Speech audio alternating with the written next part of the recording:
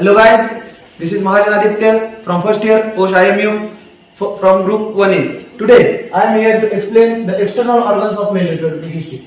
Male reproductive system contains two parts, external organs and internal organs. External organs contains penis, testis and scrotum. And internal parts contains prostate gland, vas deferens, urethra, epididymis, seminal vesicles and etc. But I will today explain only the external organs, penis, testis and scrotum. Now we will see about penis.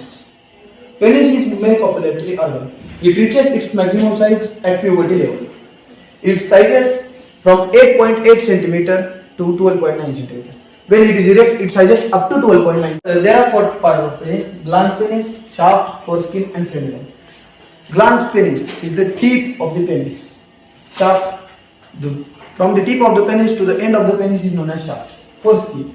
In uncircumcision men, the glans penis is covered by foreskin, and in circumcision men, foreskin is removed surgically, and it is also known as prepuce. And the frenulum, the tissues which connects glans penis to foreskin is known as frenulum. The shaft contains two more parts, that is corpus cavernosum and corpus spongiosum. Corpus cavernosum is to erect the penis, and corpus spongiosum fills the blood vessels from the penis. Now we will see the clinical features of the penis. First clinical feature is erectile dysfunction. Erectile dysfunction, in this disease, the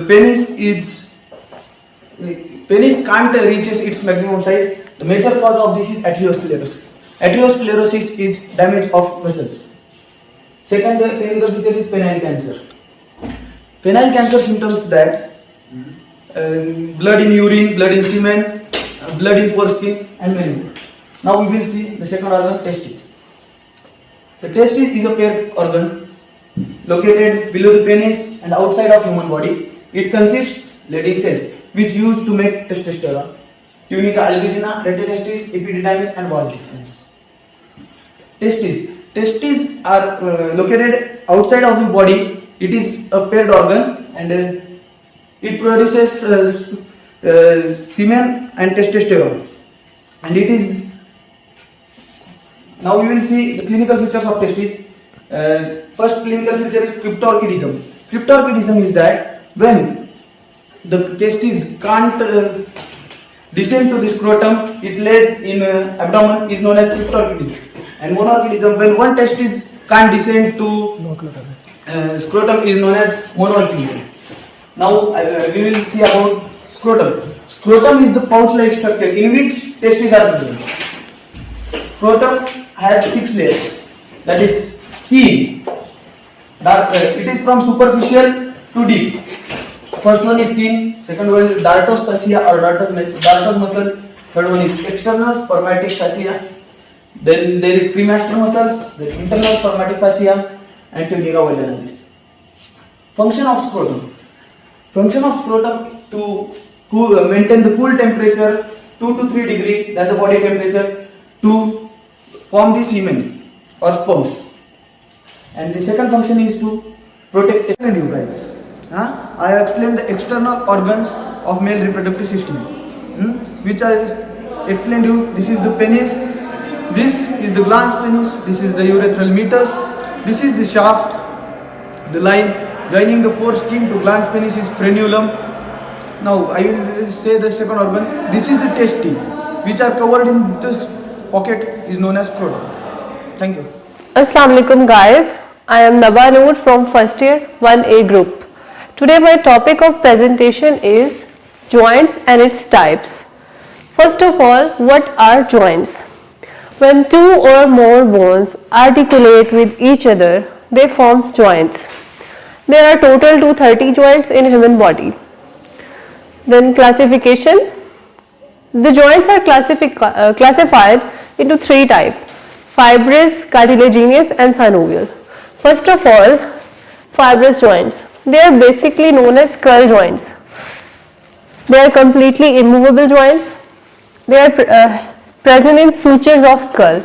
In our skull, we have 4 sutures: metaphyseal, sagittal, cranial and lumboid. Okay. Then they are present in gum forces. What are gum forces? Gum forces are present between the upper and lower jaw of the teeth, which are known as peg and socket joints.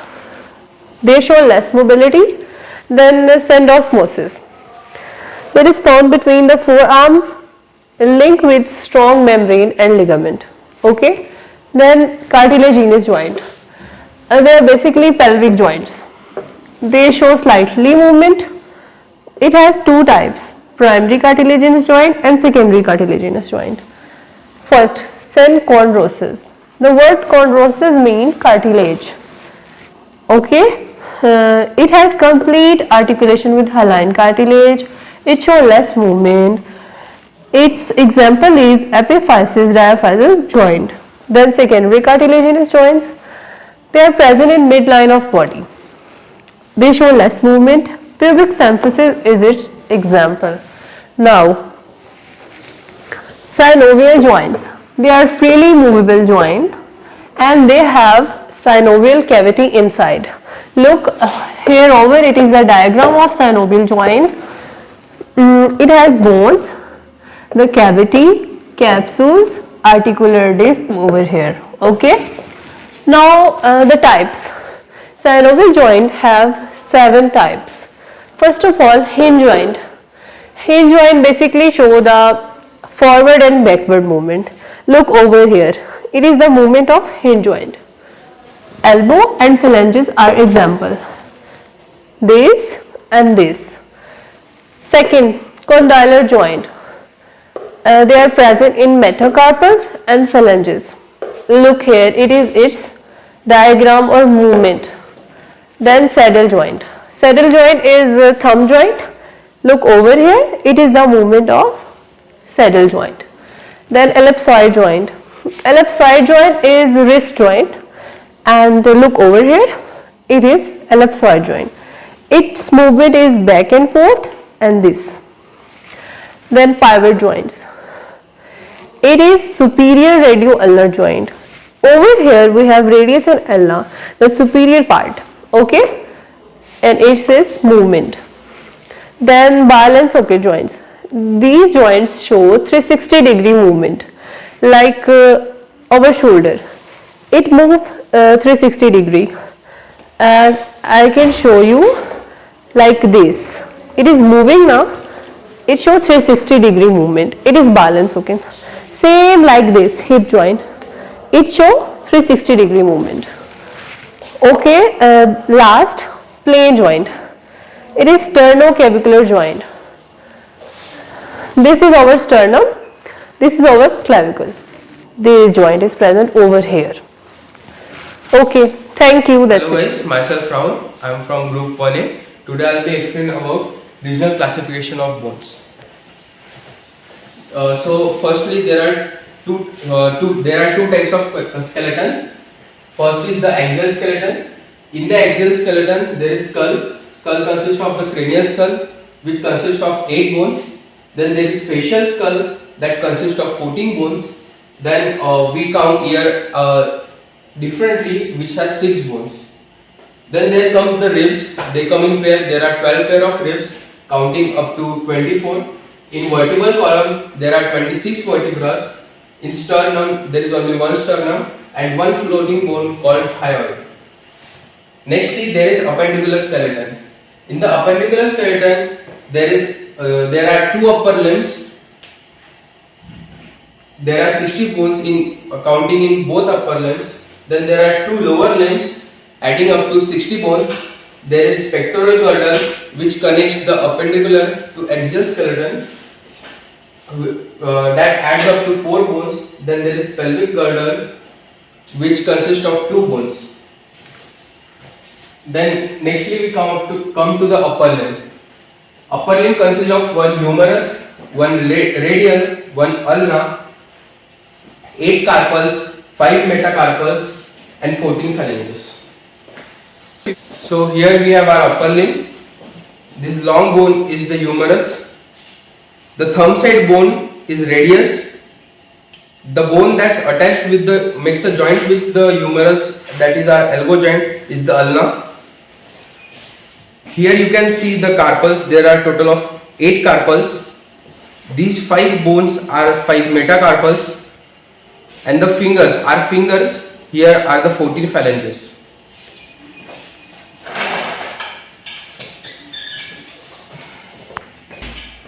Nextly, we have the lower limb. Lower limb consists of one femur, one patella, one tibia, one fibula, 7 tarsals, 5 metatarsals, and same number 14 phalanges.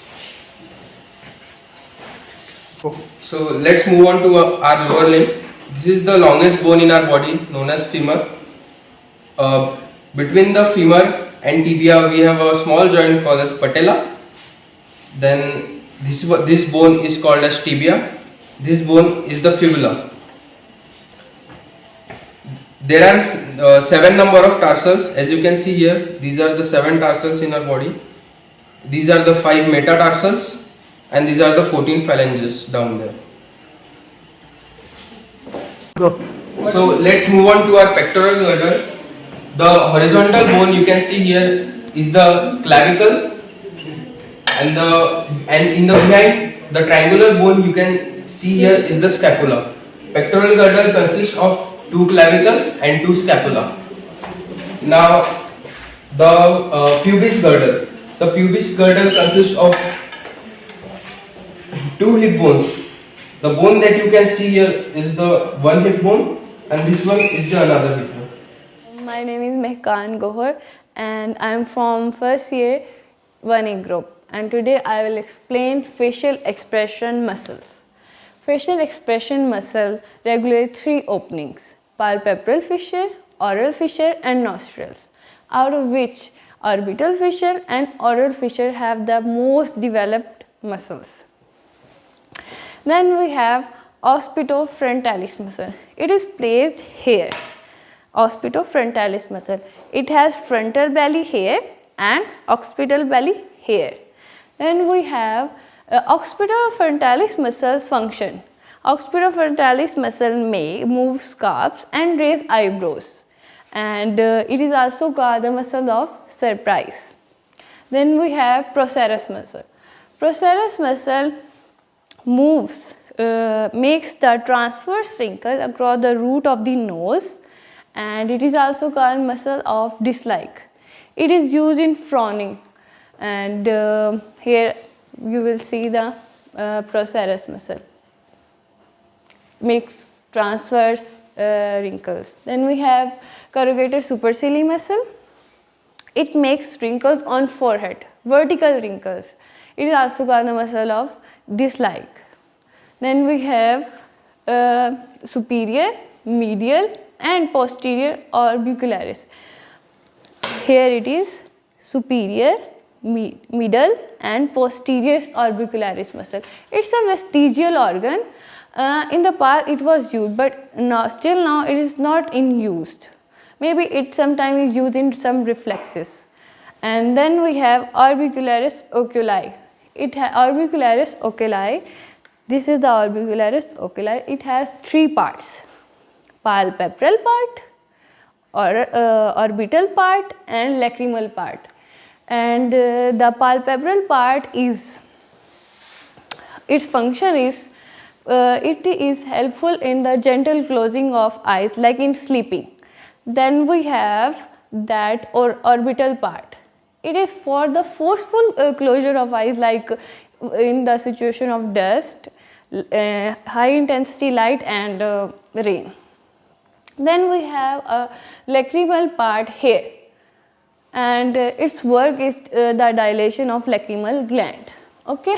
Then we have zygomatic major and zygomatic minor muscle. The function of zygomatic major muscle. Here is our zygomatic major muscle. Its function is, it is used in smiling, like broad smiling, and it is also called laughing muscle. And this muscle, zygomatic minor muscle, is called muscle of contempt. Then we have risorius muscle. You can see here, this is risorius muscle. This is risorius muscle. It is called the muscle of grinning, and it is also called muscle of broad smiling. Then we have orbicularis oris muscle. This is orbicularis oris muscle. It is for the closing of lips, pouting and twisting like this. And we have levator labii superioris. This is for the elevation of lips superiorly, and its depressor labii inferioris. Its function is to depress, to move the lip downward. It is also called a muscle of sadness and sorrow. And here at our chin there is a muscle called mentalis. It is also called muscle of doubt. It makes wrinkles on our chin like this. Okay, and our last muscle is nasalis. It's the muscle of nose. Thank you so much. My name is Abbas. I am student of Post International Medical University. Today, the topic of my presentation is digestive system. I will explain digestive system from mouth to anus. First part is mouth, made of two parts: vestibule and oral cavity. Vestibule contains lips and cheeks. Oral cavity contains palatine. Palatine lies soft palatine and hard palatine. Then we talk about tongue. Tongue has two muscles: intrinsic muscle and extrinsic muscle. Intrinsic muscle contains help in shape, and extrinsic muscle help in movement. Then we now talk about taste buds in salivary glands. Teeth of the tongue is salty. The side of the tongue is sweet taste, and lateral part of the tongue is sour taste, and central part of the tongue is umami taste, and posterior part of the tongue is bitter in taste. Now we talk about pharynx. Pharynx is made of three parts: nasopharynx, oropharynx, and laryngopharynx. Now we talk about esophagus. It has three parts: cervical parts, thoracic part, abdominal part. Cervical parts contain 4 cm long, thoracic part 20 cm, and abdominal part 1 to 2 cm. It has 4 constructions: pharyngeal constructions, and aortic constructions, and bronchial construction, and diaphragmatic construction. Now we talk about liver. It helps in enzyme activation and metabolize drugs, bile production, and fats. Now we talk about gallbladder. It contains bile duct helpful in breakdown of fats. Now we talk about stomach. It is greater curvature of stomach, convex in shape. It is lesser curvature of stomach, convex in shape. And it is made of 3 muscles: circular muscle, longitudinal muscle, and oblique muscle. It has 3 curvatures. It has 2 sphincter: cardiac sphincter and pyloric sphincter. Then we talk about pancreas. It is leaf-like structure situated at duodenum. Then we talk about small intestine. It contains with duodenum. It comes like hair. Then we talk about large intestine. It has 4 parts: descending colon, transverse colon, ascending colon. After that we have sigmoid. After that we have rectum and anus. It contains appendix. Explain on diagrams. This part is mouth, and this part is teeth. This part is tongue. It has salivary glands and pharynx. This long tube is pharynx, and this is epiglottis. And this is esophagus. This is liver. This part is gallbladder. This is pancreas, and this is stomach. It is J-shaped. This is large intestine. This part is small intestine, and this is appendix. This is rectum. This part is anus. Today I will discuss kidney with you. Kidney is the organ in our body. The main function of kidney is the filtering of blood and making urine. Then we discuss its location. It is present below the rib cage. The right kidney is lower than the left one because of the presence of liver. It is 3 cm thick, 12 cm long, and 6 cm wide. In males, it is about 129 gram for right kidney and 137 gram left kidney. The left kidney is more weighted than the right kidney. In female, it is 108 gram right kidney and 116 gram left kidney. structure. It is bean shaped, about the size of fist, and reddish brown in color. Then we discuss its function. The main function is removing various products, maintaining hemostasis, and making urine. Then we discuss nephron. They are million in number in our kidney. The nephron is the filtering unit of kidney and the functioning unit of kidney. Its main function are reabsorption, secretion, excretion. It filter about 150 quarts of blood per day. 1 to 2 quarts make urine, and all the other remain in our blood, remain in our body. In a minute, every cup, it's filter every cup of blood every minute, half cup of blood every minute. Reabsorption of nutrients. Kidney reabsorb nutrients like glucose, water, amino acid, phosphates. Blue are the renal arteries. They carry deoxygenated blood from our body, and then kidney filters the blood. And the red one are the renal veins. They carry oxygenated blood from kidney towards the body.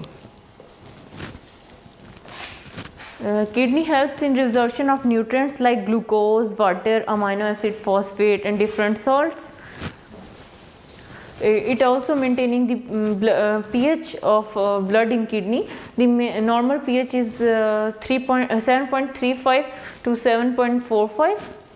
Regulating blood pressure of our body. Kidney has major two disease: kidney stone and kidney failure. Lithotripsy, we use non-electrical shock waves, and the kidney failure treatments are dialysis and kidney transplant. There are two types of dialysis: hemodialysis and peritoneal dialysis. In peritoneal dialysis, it directly touches to our abdomen. We can do it daily basis. In hemodialysis, we use a artificial dialysis machine which work as our kidney. We do 2 times in a week. Otherwise, kidney transplant is another option. Group 1A. Today the topic of our presentation is digestive system. Okay, let's start. Break down food into smaller and smaller components until it can be absorbed and assimilated into our body. Our digestive system starts from our mouth. Firstly, digestive system starts from mouth. It has 2 parts, vestibule and oral cavity. Vestibule interior is made up of lips and cheeks, and posterior it is made up of teeth and gums. We have inside second-molar teeth, we have gland called parotid gland of papilla. Oral cavity, it has 2 parts, root and floor. Root anterior 2/3 of palatine. We have palatine process of maxilla, 2 bones, and horizontal plates of palatine. Okay. We have also clinical feature of soft palate. In this, we have to say R to the patient if there is elevation of soft palate and uvula. If there is no elevation, patient has tumor or damage of cranial nerve number 11. And we have innovation here, trigeminal nerve. Okay, let's start about floor.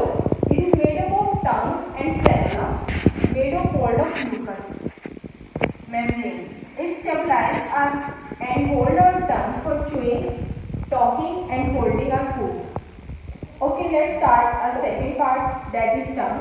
Tongue is made up of striated muscles and covered by mucous membrane. It has 2 types, intrinsic muscle and extrinsic muscle. Intrinsic muscle is responsible for the shape of the tongue, and extrinsic muscle we have mnemonic called he pretends, stylish, and genius. He for hypoglossal muscle, T for palatoglossus muscle, stylish is for styloglossus muscle, and genius is for genioglossus muscle. Genioglossus muscle is also called as safety muscle of our tongue. When we are in spine position, our tongue goes outward, and this muscle take our tongue out towards the mouth. That's why our tongue is safe.